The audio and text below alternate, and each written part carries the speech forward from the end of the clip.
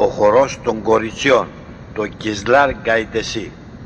Είναι ο χορός που χορευόταν από τα κορίτσια της Πάφρας όταν αυτές το 1680, για να μην πέσουν στα χέρια του Ντερέμπεϊ Αλίμπεϊ, ανέβηκαν ψηλά στο κάστρο του Κις Γκαϊεσί, από όπου πέσαν και αυτοκτόνησαν.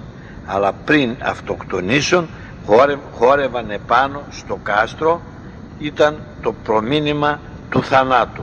Ο χορός λοιπόν των κοριτσιών ή αλλιώς Κισλάρ Γκαϊντεσί.